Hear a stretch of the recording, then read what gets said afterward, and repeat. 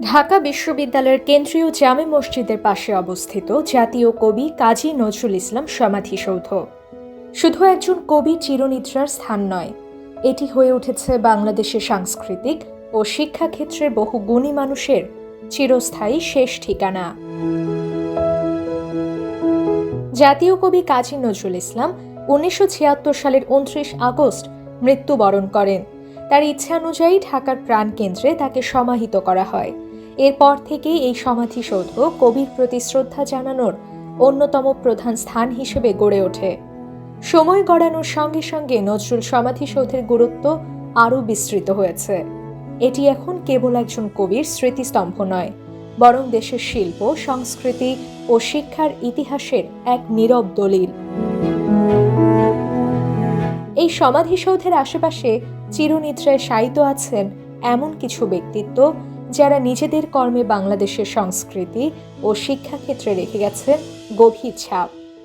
তাদের মধ্যে অন্যতম শিল্পাচার্য জয়নুল আবেদিন। আধুনিক বাংলাদেশের চিত্রকলার পথিকৃৎ হিসেবে তিনি শিল্পচর্চাকে এনে দেন নতুন ভাষা ও দৃষ্টিভঙ্গি।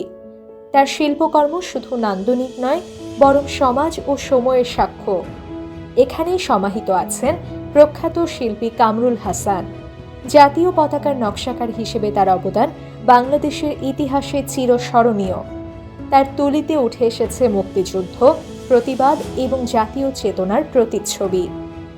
নজরুল সমাধিসৌধ ঘিরে রয়েছে দেশের শিক্ষাক্ষেত্রের গুণীজনদের স্মৃতি।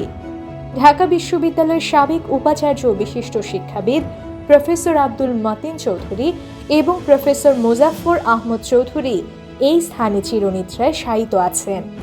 তাদের অবদান বাংলাদেশের উচ্চশিক্ষা ও গবেষণার ভিত্তিকে সুদৃঢ় করেছে।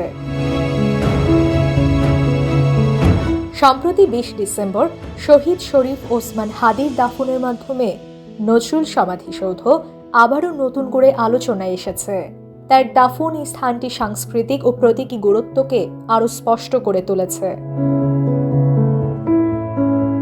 নজরুল সমাধিসৌধ তাই শুধু একটি কবরস্থান নয়, এটি শ্রদ্ধা, ইতিহাস ও চেতনার মিলনস্থল।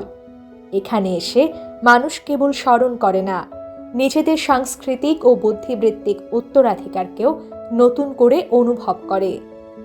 প্রতিদিন অসংখ্য মানুষ এই সমাধিসৌধে এসে জাতীয় কবি কাজী নজরুল ইসলাম সহ দেশের শ্রেষ্ঠ শিল্পী, শিক্ষাবিদ ও গুণীজনদের প্রতি শ্রদ্ধা জানায়।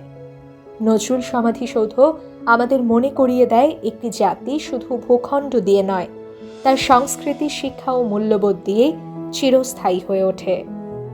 এই কারণেই নজরুল সমাধিসৌধ আজও আগামীতেও বাংলাদেশের এক অবিচ্ছেদ্য অংশ হয়ে থাকবে।